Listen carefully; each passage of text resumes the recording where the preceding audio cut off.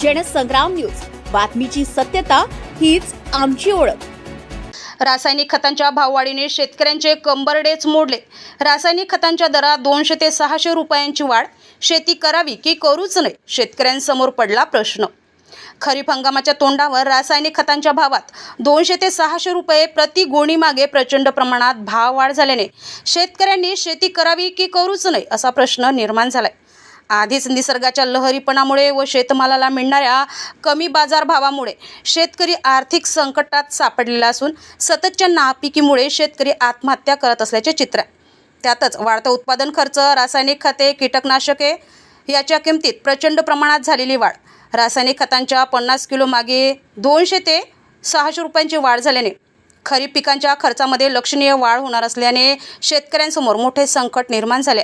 रासायनिक खतांच्या भावात प्रचंड वाढ झाल्याने शेतकऱ्यांनी शेती करावी की करूच नये असा प्रश्न शेतकऱ्यांसमोर निर्माण झाला असून या कीटकनाशक व रासायनिक खतांच्या भाववाढीमुळे शेतकऱ्यांचे कंबरडेच मोडले।